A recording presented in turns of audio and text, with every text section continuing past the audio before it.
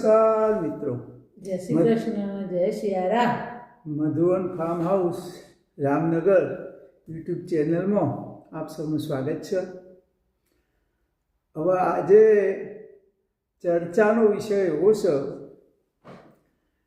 કે વોટ્સઅપમાં જે આપણને દવાઓની મેડિકલની જે માહિતી મળે છે એનો ઉપયોગ કરવો કે ના કરવો. પેલી તો ચા કાઢો, હળો ચા પીએ પછી વાત કરીએ.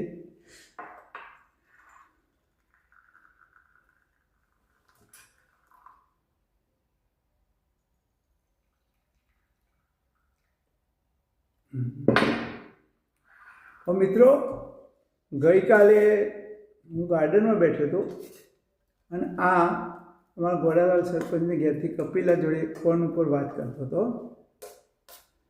હવે એમાં મેં એવું સાંભળ્યું કે એ કપિલા કલોલ ગયા હતા, કોઈકની ખબર એમના નણંદની ખબર કાઢો ને. હા, હનો તું દુખાવો, ઢીંચણનો દુખાવો હતો. ઢીંચણનો દુખાવો હતો. ઢીંચણનો દુખાવાની વાત થઈ એટલે પછી અમને કંઈક માહિતી મળી છે વોટ્સઅપમાંથી, ગમે તે ફેસબુકમાંથી. તે એમને કઈ દવાની હતી, કેવું હતું કે રોટલી વાળીમાં મીઠું મૂકીને ફેર રોટલી વણવાની જાડી જાડી, પછી ઢીંચણ બોધવાની, એટલે દુખાવો મોટી જાય. 10-15 દિવસ બોધો ને.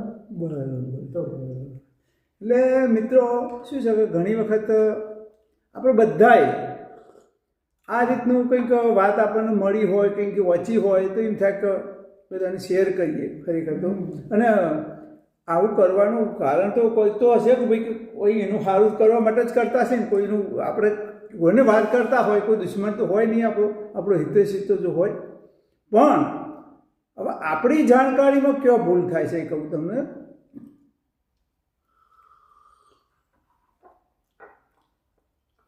મેં પછી આ વાત ઉપર મેં મનોમંથન કર્યું. મારે કોઈને કીધું સલાહ આપવી નથી, પણ આ ભૂલ મારા જીવનમાં હું ના કરું એના માટે ખરેખર આ રેકોર્ડિંગ કરું છું. અમારું જે આ ચા સાથે ચર્ચાનો મેઇન આશય છે ને, કે અમે અમારી જાતને પહેલું તો સુધારવા માગીએ છીએ. એમાં હું મારી જાતને આનું તો બસ નહીં કહું છું, મારી જાતને. એટલે હવે મેં તો નક્કી કર્યું કે ભાઈ મેં પછી તરત જ શું કર્યું, ChatGPT સર્ચ કર્યું કે ભાઈ આ મુદ્દા વિશે કઈ રીતે વાત કરીએ. તો એને કહ્યું કે ભાઈ આમાં ઘણી વખત નુકસાન થતું હોય છે આવી સલાહોનો ઉપયોગ કરવાથી, કારણ કે એને પૂરેપૂરી ખબર ના હોય. તો બરાબર.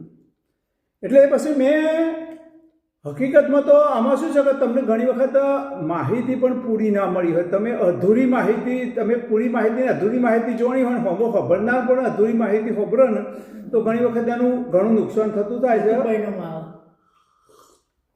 હવે એક દાખલો મને યાદ આવે છે ખરેખર. હવે આવી સલાહ પહેલાં તો આપણે શું કહું, વોટ્સઅપ નહીં, પહેલાં તો આપણે ધારો કે ખેતરમાં જતા હોય તો ધારો કે ગાડું હાંકીને એક વાત દૃષ્ટાંત જ છે આ તો.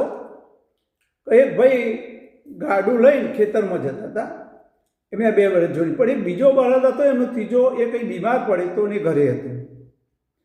હવે આ ભાઈ જતા હતા ને એરિયામાં બાજુમાં એક ભાઈ ખેતરમાં બીજો ભાઈ કામ કરતો હતો. હવે આ ભાઈને ખબર હશે એવી કે ભાઈ આ ભાઈને બળદ જરા બીમાર તો પડે તો તે લાઈને પૂછી જોઉં કે એને શું કર્યું હતું. તે એને પૂછ્યું, એટલે ભાઈ તારો બળદ બીમાર પડે તો કંઈક આપવો હોય તો એવું કંઈક થયું, તે શું દવા કરી હતી એમ કહો.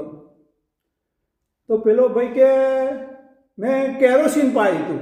હવે એવું આ વાત પૂરી થાય ને તરત જ એમ પેલા ગાલ્લાવાળો ભાઈ હતો એના બધે ભડકે આનું પાછળ નાહી જાય. હવે ગાડું દૂર જતું રહ્યું. પેલા તો હવે પેલાને આટલું કહ્યું. હવે પેલા ભાઈને તો શું કર્યું, ઘેર આવીને એના બળદને એ કેરોસીન પાઈ દીધું. એ તો એનો બળદ તો મળી ગયો. હવે મળી ગયો એટલે પેલો તો ભાઈ પેલા ભાઈ જોડે જો કે ભાઈ તું કહેતો તો એમ કેમ હતી, કીધું મેં તો મારા બળદને કેરોસીન પાયું તે મળી જો. પેલો કે મારે મળી ગયો તો. અને પેલો ભાઈ ભરવા રહ્યો નહીં પૂરું માહિતી કે ભાઈ આ પાયું તું પછી હું થયું એ કંઈ ખબરવા રહ્યો નહીં. એટલે આવું થયું હકીકતમાં તો. એટલે આવું પણ બને. તો આ ChatGPTએ મને સર્ચ કરીને આપ્યું કે ભાઈ તમારા કોઈ પણ માહિતી સાચી છે કે ખોટી એ કઈ રીતે ચેક કરવી તો હું કહું જરા તમને.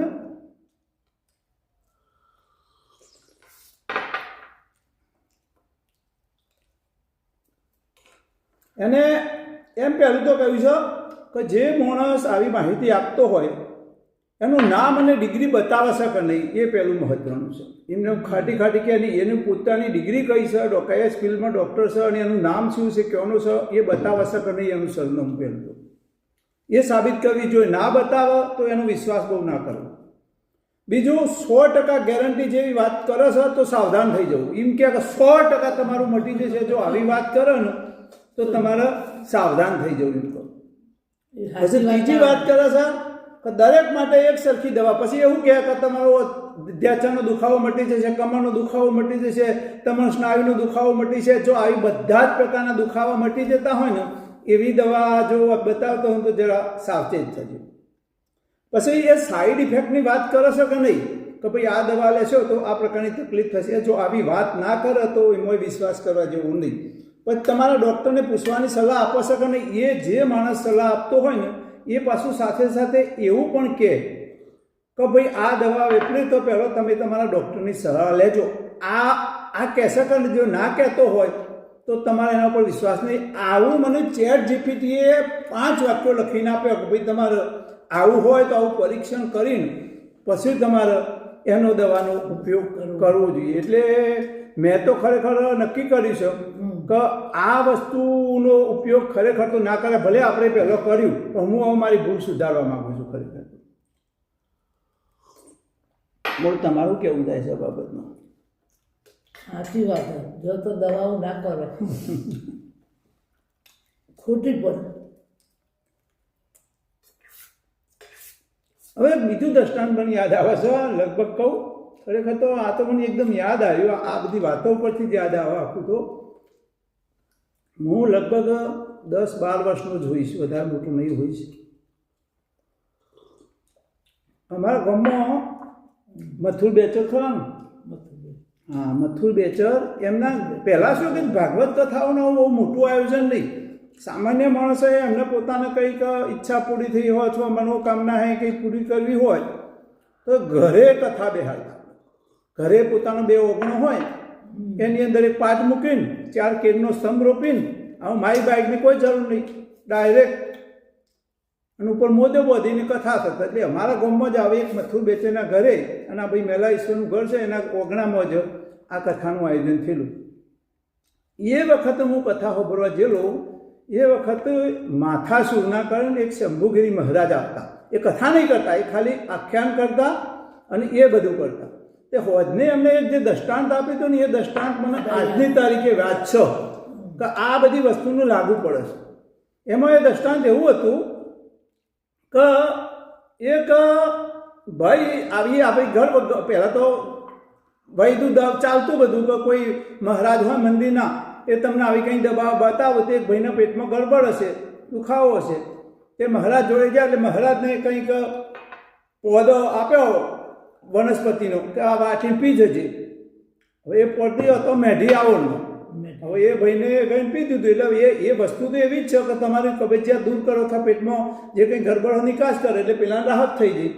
એટલે એનું તો મજા પડી કે ના ભાઈ આ દવા તો બહુ સારી કહેવાય, સારી કહેવાય. એને શું કર્યું પછી એકને કે બેને કે હવે લગભગ શું છે કે મોટાભાગના દર્દોમાં પેટની ગડબડ હોય કે તમારી કબજિયાત નીકળી જાય એટલે મોટાભાગની શાંતિ થઈ જાય 2-3 દિવસે. એટલે મોટાભાગના દર્દોમાં લોકોની વાયકા પેઠી કે આ ભાઈ તો દવા જોરદાર આપે છે. હવે એની દવાઓ ચાલુ થઈ ગઈ. પછી તો ગમે તે કંઈ તકલીફ હોય ને પછી આમાં શું છે કે 2-3 ગામે દૂર વાત જાય ને પછી મૂળ વાત થોડી બદલાઈ જાય કે ફક્ત એકલી શરીરની તકલીફ માટે દવા આપે છે એવું નહીં. ગમે તે તકલીફ હોય ને તો એ આ ભાઈ દવા આપે છે. હવે આજુબાજુના ગામમાં એક ગામના દૂરના માણસોને એક ગામમાં એવી સમસ્યા આવી. પહેલાં તો બારવટું ખેલતા ને જાસા ચિઠ્ઠી મોકલતા. એટલે પહેલાં એમને જાસા ચિઠ્ઠી એમના ગામમાં આવી છે, અમે કાલે એમ કે તમારા ગામ પર બારવટું કરવા આવવાના છીએ. તો પેલા ગામના તો ભાઈ બધા બીજી જા કે ચલો પેલા ભાઈને આપણે પૂછવા જઈએ. પેલો ભાઈ બધી સમસ્યાઓ દૂર કરે છે. ત્યાં આ ભાઈ જે દવા આપતો હતો વનસ્પતિની એ ભાઈ જોડે આવ્યા. ગામના 5 જણ 4 આગેવાનો કે ભાઈ અમારા ગામમાં સમસ્યા આવી છે કે આ બારવટો આવવાના છે તો શું કરવું, ચલો મારી દવા લ્યો કે તે એને તો મેઢી આવવાનો બધો પોતો ખૂબ આપ્યો કે ઘર દીઠ બધાને પઈ ગયો કે હવે એ તો બધાને ઘેર જઈને પઈ કાઢ્યું. હવે આમાં થવાકાર કેવું બન્યું ખરેખર તો હવે આ મેઢી આવો ને વનસ્પતિ પી જાય એટલે બધાને સંડાસ જવાનું થઈ ગયું.